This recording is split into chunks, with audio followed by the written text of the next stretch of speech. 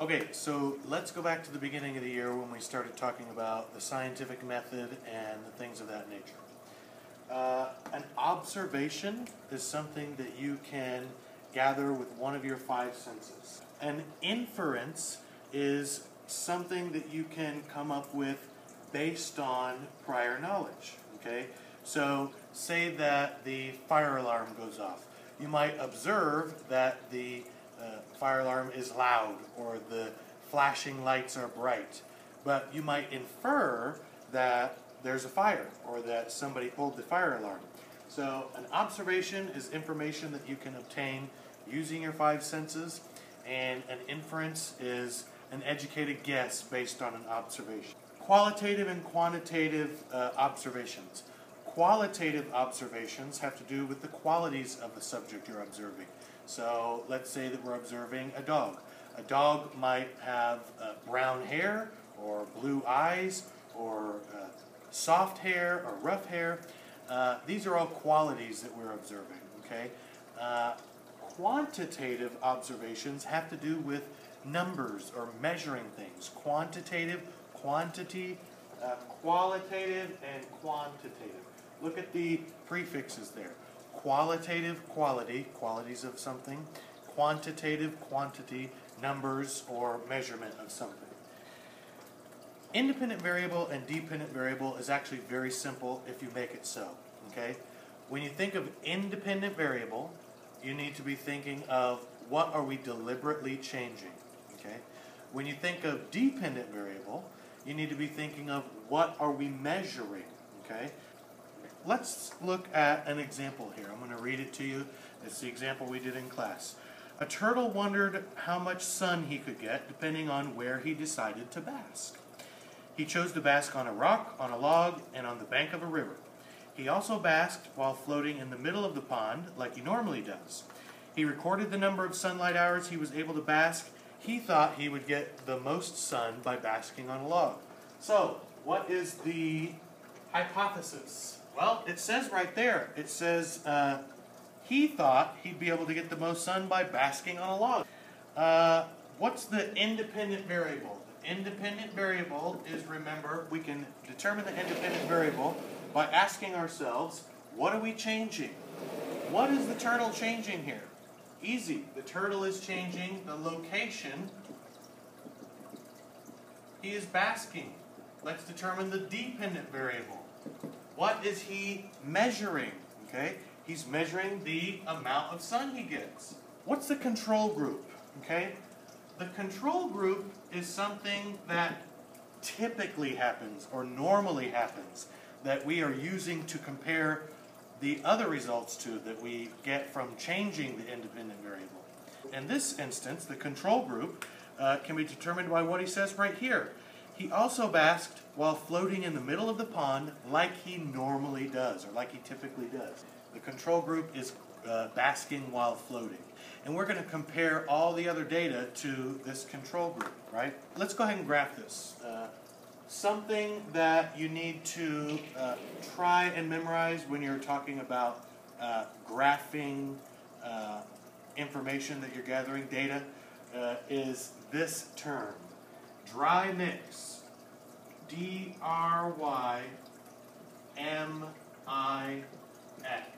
okay? Looking at the Y and the X, looking at the D and the I. Dry mix will help you in this way if you remember the what the acronym stands for. DRY, dependent variables respond to changes in the independent variable and are graphed on the y-axis. Independent variables manipulate the dependent variable and are graphed on the x-axis. Okay? So knowing this, let's see if we can graph this information. So, first thing we need to do is determine what type of graph we're going to do. We're comparing sets of data here, so let's do a bar graph. Start like this.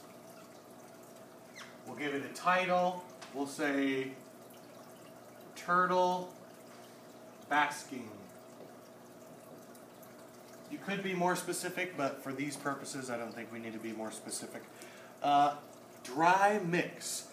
Dependent responds to independent and is put on the y-axis, dry. The y-axis is the vertical axis going up and down. It's the y-axis. The dependent variable, if you remember, is what we were measuring. We were measuring the number of hours that was spent in the sunlight. So we'll label this as number of sunlight hours. And we'll set a scale. I think the most was 8 and the least was 0, so let's go by 2s. 0, 2, 4, 6, 8, 10. Put 10 here, 0 here. Okay? And mix. Independent variable goes on the x-axis. It manipulates the dependent variable. So the independent variable, we were on a log, we were on a rock, we were on a bank, and we were floating. Okay? So, how many hours did we spend on a log? We spent 2 hours on the log. So we'll draw a little bar here, fill that in. How many hours did we spend on a rock? We spent 8 hours on a rock. So we'll draw a bar and fill it in here. How many hours did we spend on a bank? 0. No bar. How many hours did we spend floating? We spent 4 hours floating, which would be about right here. Okay? So, we are looking at our data. We can analyze our data. We figured that most sunlight is going to be when the turtle is basking on the rock. So if a turtle is trying to determine where to lay so that he can get the most sunlight, then he would want to be on a rock. Is this where we stop? The answer is no. The scientific method is a cycle, okay? You start with an observation, you ask a question, make inferences, make a hypothesis, design a controlled experiment, collect data, analyze the data, make a conclusion, make more observations, ask more questions or different questions, design a controlled experiment based on those, make hypotheses. So the turtle, so to speak, he's a very smart turtle, might decide to continue to experiment in different seasons or on different days of the week or on different rocks on different parts of the pond. So definitely you don't want to stop there. You want to continue to ask questions. Okay? And I'm going to draw a little atom here really quickly.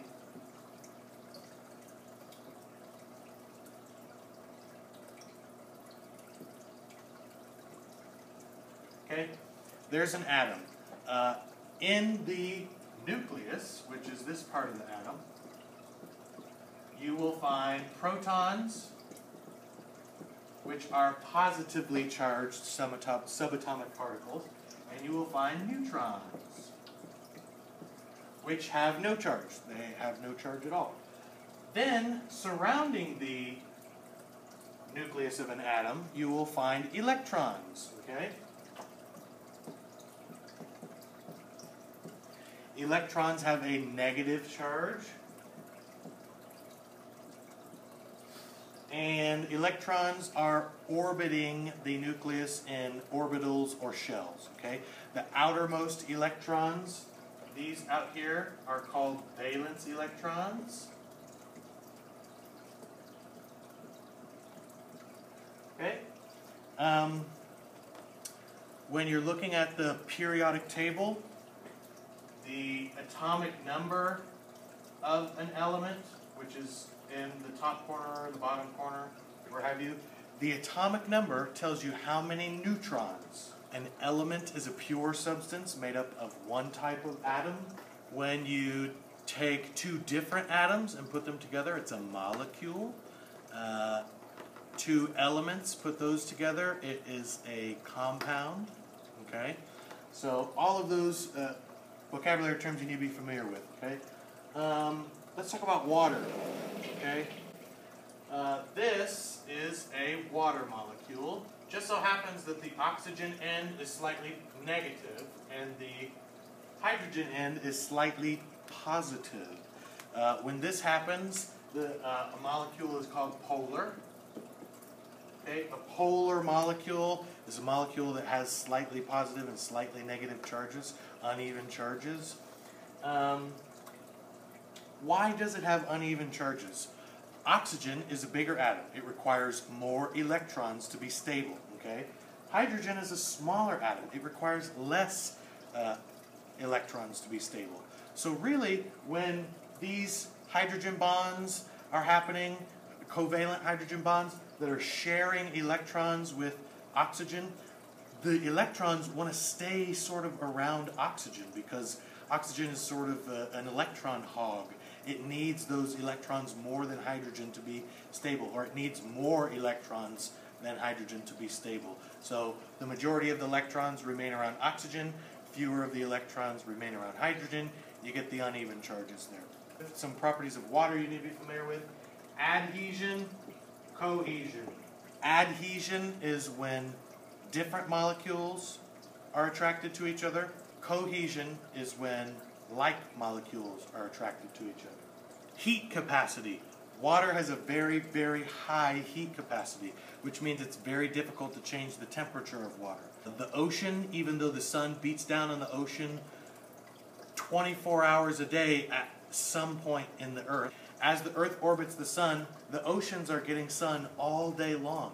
However, it's not really changing the temperature that much because water has such a high heat capacity. Macromolecules.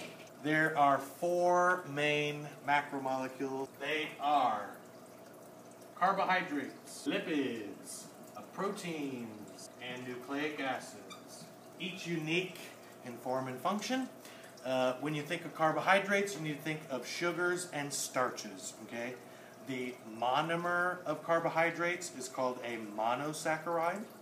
The polymer of carbohydrates is called a polysaccharide. There's a unique situation when you have 2 monomers together, you get a disaccharide. So monosaccharide, disaccharide, and 2 or more is a polysaccharide. Okay, some examples would be glucose, fructose, cellulose, all sugars and starches.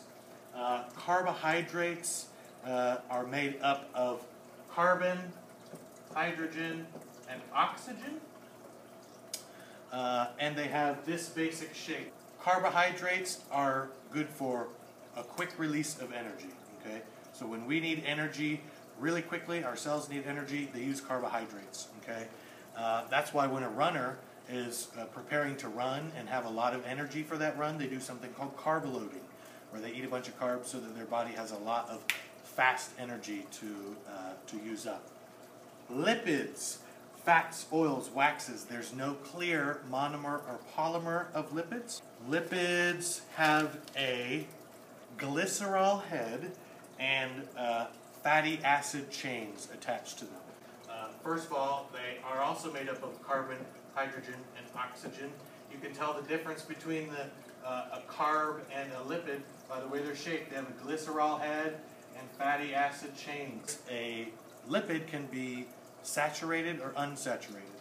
If it is unsaturated, it will have a double bond between carbons. Okay. If it's saturated, all of the energy will be used, all the bonds will be used up, so there won't be any double bonds. Okay. Lipids are good for long-term energy storage. I have a lot of lipids. Okay. Long-term energy storage. Proteins. Proteins are the do-all.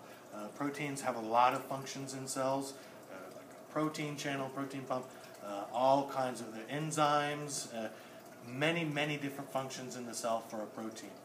The monomer of a protein is an amino acid. The polymer is just a protein, an amino acid chain. Also, carbon, hydrogen, oxygen, nitrogen here. They have R group, carboxyl group, and then however their amino acids are linked together here, right? Amino acid change. Structure and function are closely related for proteins. The structure affects the function. There are 21 different amino acids. They can be arranged in a bunch of different ways. If they're arranged in one way, it might have one function. If they're arranged in another way, it might have another function. There's primary, secondary, tertiary, quaternary structures for proteins, each more involved than the last. Structure and function of proteins are very closely related. Nucleic acids. When you think of nucleic acids, you should think of DNA and RNA. Nucleic acids are made up of carbon, hydrogen, oxygen, nitrogen, and phosphorus. A way to remember what elements are in each macromolecule is if you remember the macromolecules in this order, CLPN, carbohydrates, lipids, proteins, nucleic acids, you can memorize the phrase cho, cho, chon, chon. Okay, not chomp, chon. Okay, cho, carbon, hydrogen, oxygen. Chon, carbon, hydrogen, oxygen, nitrogen. Chon, carbon, hydrogen, oxygen, nitrogen, phosphorus. Okay. Nucleic acids, the monomer is a nucleotide. The polymer is, if it's a single strand, RNA. If it's a double helix, double strand, it's DNA. Nucleotide is made up of a phosphate group, a 5-carbon sugar, and a nitrogenous base, and they link together from sugar to phosphate group. If it's one chain of nucleotides, it is RNA. If it's 2 chains, 5' to 3', then it is DNA. That is all for right now. There is a Kahoot for macromolecules. We did it in class. I'm going to post the link on the website. And there's tons of other stuff for you to be studying right now. So this was just a quick review of the nature of science and chemistry of life. Good luck.